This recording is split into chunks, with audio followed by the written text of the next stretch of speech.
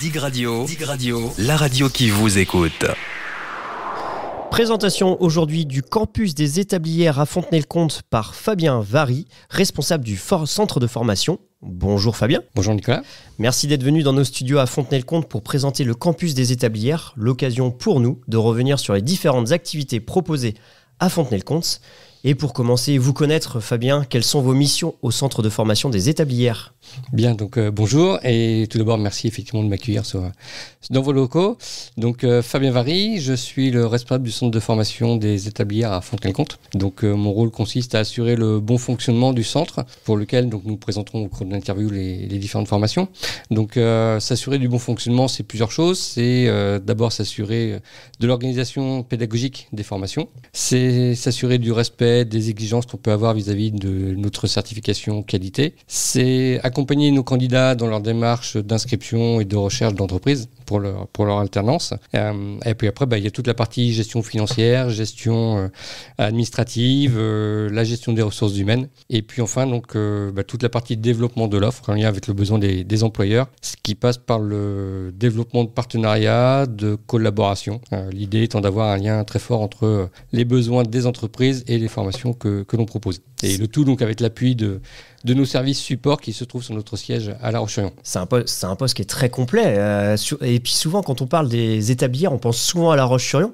Mais c'est aussi différents sites, dont Fontenay-le-Comte. Alors effectivement, par nos activités, le groupe établière est présent sur l'ensemble du territoire vendéen et au-delà, puisque nous sommes également présents dans le Loir-et-Cher et que nous sommes actuellement sur un projet de développement également à l'international avec des contacts au Sénégal. Alors après, pour en revenir à Fontenay-le-Comte, donc sur Fontenay, donc chacun en fait de nos centres a une spécialisation. Donc pour ce qui nous concerne ici, nous sommes plus sur des thématiques en lien avec l'aménagement du territoire et l'environnement. Et l'autre spécificité aussi du site de Fontenay est que vous allez retrouver sur ce site l'ensemble des activités qui sont développées au sein du groupe établière. Parlons de la première formation. Vous proposez un CAP production et services de restauration. Comment ça se passe cette formation ? Alors sur la partie formation, donc on prépare effectivement à la formation au CAP en production et services en restauration. Donc c'est un CAP qui est développé dans le cadre de notre école de production. Alors le principe d'une école de production, c'est faire pour apprendre.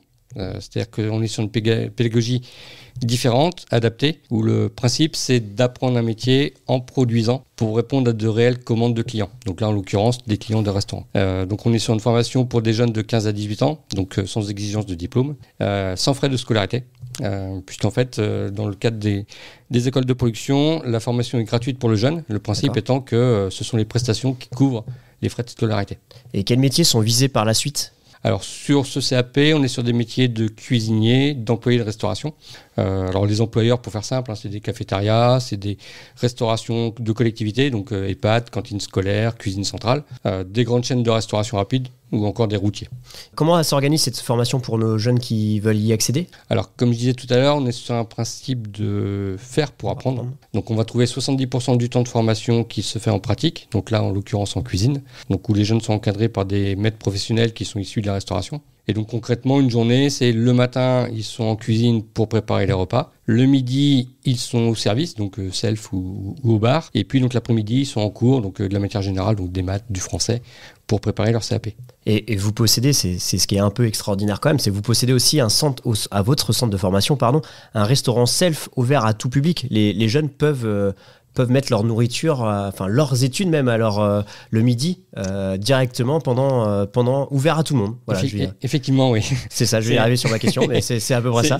Voilà, donc le restaurant est effectivement ouvert à tous, c'est-à-dire qu'il est aussi bien ouvert à des salariés aux étudiants qu'on peut avoir sur le site, ou encore aux apprentis et puis à des familles qui viendraient également. En fait, on dispose d'une page Facebook sur laquelle on peut consulter les repas de la semaine. Et l'intérêt de cette ouverture, ça réside dans l'essence même de l'école de production, c'est-à-dire que toute l'activité pratique doit être en lien avec des commandes réelles de clients.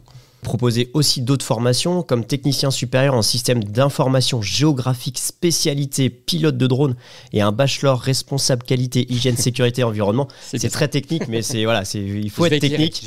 Et voilà, c'est ça. Et est-ce qu'il y a un lien entre ces formations, entre ces deux formations ? Alors il y a un lien, oui, c'est la professionnalisation. Parce qu'en fait, nous sommes sur des formations qui conduisent à des titres et à des certifications professionnelles pour lesquelles tous les contenus sont développés autour de l'acquisition de compétences.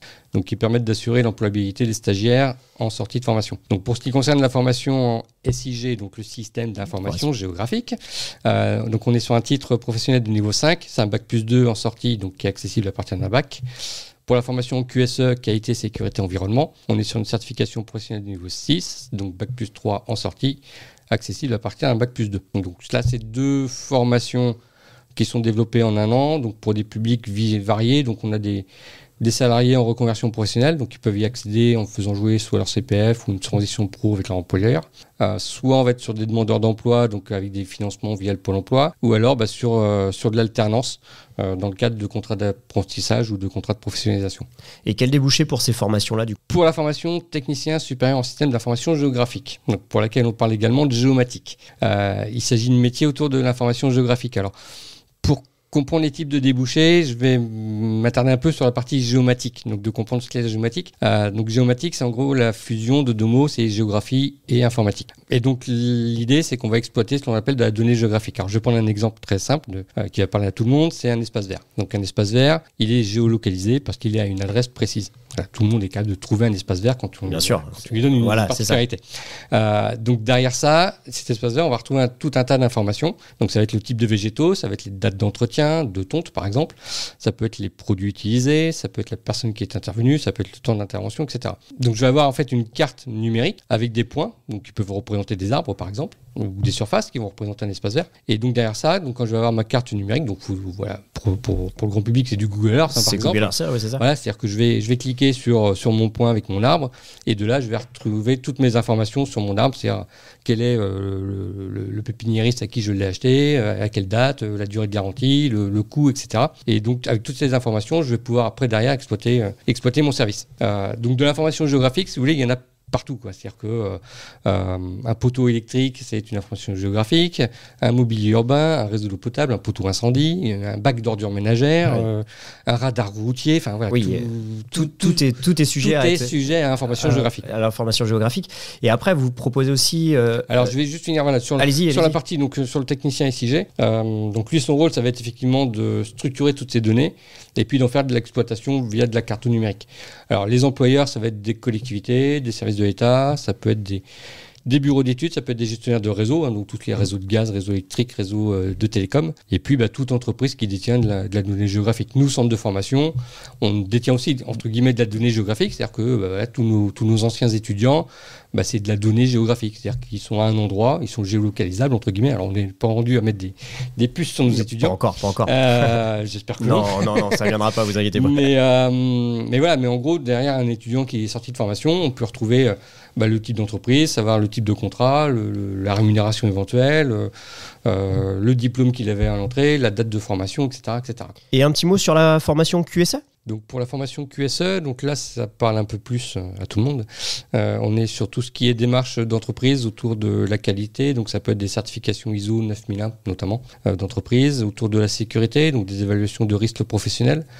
Et autour de l'environnement, donc tout ce qui va être réduction des impacts d'activité professionnelle. Donc le rôle du responsable QSE va être de coordonner, de mettre en place des plans d'action sur ces différents sujets. Les employeurs, c'est toute entreprise, quelle que soit la taille et son secteur d'activité. Et du coup, après, derrière, vous avez aussi une formation télépilote professionnel de drone. Est-ce que vous pouvez nous en toucher un mot ? Parce que là, ça m'intrigue un peu, ce drone-là. Alors, on en est arrivé à la formation au drone. Donc, on l'a développé il y a maintenant 5 ans, donc avec notre partenaire qui est Atlantique Expertise Drone sur Bretignolles, dans le cadre de la formation géomatique. C'est-à-dire que dans les métiers que je vous ai exposés tout à l'heure, le drone, c'est un moyen de collecter en fait de la donnée sur le terrain. Donc le principe, on va effectuer un vol de drone qui va nous permettre de collecter de la donnée. Cette donnée, on va ensuite l'intégrer dans une cartographie numérique. Donc par exemple, pour la Vendée, ça peut être effectivement de faire un suivi de l'évolution du trait de côte, par exemple, c'est-à-dire qu'on va faire voler le drone le long de la côte et on va relever les points de côte. La formation se déroule sur 10 jours et donc on a une partie théorique qui permet de préparer à ce qu'on appelle un certificat d'aptitude théorique de télépilote. Donc là, il faut apprendre à reconnaître un nuage, à lire une carte météo, à savoir toute la réglementation. C'est assez complet en fait, parce qu'on ne pilote pas un drone comme ça. Là, l'idée, c'est effectivement d'avoir le volet, on va dire, professionnel du pilotage. Quoi. C'est ça. C'est-à-dire que, effectivement, quand vous allez faire un vol de drone, il y a toute une réglementation, il y a des autorisations préfectorales à effectuer, il y a une mise en sécurité du chantier, de l'intervention, etc. derrière à faire. Et donc, effectivement, c'est pas le petit jouet, entre guillemets, que tout le monde peut recevoir éventuellement à Noël ou acheter dans le premier magasin de jouets. Donc, il y a effectivement ce volet très théorique. C'est un peu comme le code de la route. C'est-à-dire que là, c'est pas le code de la route, mais c'est les règles à respecter avec un drone, quoi. Si demain, il y a un échauffement de batterie sur le drone, il faut savoir aussi intervenir et savoir aussi les risques qu'il peut y avoir dessus. Donc, il y a une partie effectivement théorique. Et puis derrière, vous avez une partie pratique où vous êtes d'abord sur un simulateur et puis ensuite vous faites un vol réel. Donc là, il faut s'habituer à ce que quand le drone revient vers vous puis que vous mettez la manette à droite, votre drone il va à gauche. D'accord. Vous mettez un plot à 100 mètres et le but, c'est d'arrêter le drone de visu comme ça à peu près à la verticale du plot. Alors très souvent, on n'y est pas. Oui, bien sûr. On a du mal à se repérer dans l'espace. Mais voilà, c'est aussi toute cette petite pratique-là que l'on fait à travers la formation. Toutes ces formations, je vais prendre un exemple type pour bien faire comprendre à nos auditeurs. Vous avez un ou une étudiante qui veut venir faire votre formation. Comment elle peut s'inscrire? Comment elle peut se loger aux établières à Fontenay-le-Comte? Pour toutes nos formations, les inscriptions se font sur dossier de candidature et entretien ensuite avec les personnes en charge de la formation. Toutes les documentations sont accessibles, donc que ce soit les plaquettes ou les dossiers de candidature sont accessibles sur notre site internet. Et à réception du dossier de candidature, on reprend directement contact avec le candidat pour convenir d'un entretien. Et le cas particulier de l'alternance, c'est que quand la personne est inscrite à la formation, on lui propose aussi un accompagnement avec notre service commercial, donc notre service support sur La Roche, pour l'aider, pour le coacher dans ses démarches de recherche d'entreprise. Donc ça, c'est pour la partie, on va dire, inscription, formation. Et puis après, donc pour la partie logement, donc on dispose effectivement d'une résidence sur le site avec différentes solutions de logement, donc à travers des chambres individuelles et des studios qui sont équipés de kitchenettes. Donc pour accéder au logement, il faut... le point commun, c'est d'être âgé minimum de 16 ans. Et puis ensuite, c'est soit effectivement être en situation d'emploi, donc avoir un CDD ou être en intérim, être à la recherche d'un logement temporaire, donc pour 1 mois ou 24 mois maximum, ou bien évidemment, effectivement, pour nos stagiaires de la formation, donc notamment les stagiaires de la formation continue ou les apprentis. Faut savoir que dans le cadre de l'apprentissage, il y a toute une politique aussi d'aide liée à l'apprentissage et qui fait que quand on cumule les APL et puis les aides à l'apprentissage, on peut avoir un logement à 50 € mensuel. Ouais, c'est assez abordable pour les jeunes qui peuvent venir sur les établières. C'est une politique aussi sûrement de votre part. Oui, et puis l'idée d'avoir effectivement toutes ces activités centralisées sur le même site, ça permet effectivement, on parlait de la formation géomatique tout à l'heure, il y a 3 centres de formation qui font cette formation-ci en France. Donc on a des gens qui viennent de Bordeaux, on a des gens qui viennent de l'Est, on a des gens qui viennent de la région parisienne. Alors effectivement, quand vous arrivez des régions parisiennes, les problématiques de logement sont compliquées. Nous, ça permet très rapidement de pouvoir offrir à la fois la partie formation et la partie logement, quoi. Quel projet avez-vous pour la suite? Alors, les projets, ils sont nombreux. C'est-à-dire que bien. Donc, sur le restaurant, déjà, c'est effectivement de sortir de cette période Covid, là, et puis de pouvoir mettre l'activité sur de bons rails et en parallèle de doubler le nombre de jeunes là, au niveau de l'école de production. Sur l'école, c'est de développer encore l'apprentissage en doublant aussi les contrats. Ça va être d'ouvrir de nouvelles formations sur tout ce qui va être géolocalisation, notamment autour des réseaux. Sur le logement, c'est de profiter de l'activité du pôle école pour les hébergements. Et puis, ça va être de développer aussi toute la partie location d'espace pour les entreprises qui souhaitent éventuellement venir sur place, bénéficier de tout l'environnement. C'est-à-dire qu'on a des salles de travail, on a un restaurant sur place. On a un espace détente, on a du billard, du baby, on a des extérieurs qui sont assez sympas. Donc ça permet effectivement d'avoir tout ce pôle d'attractivité sur le même site.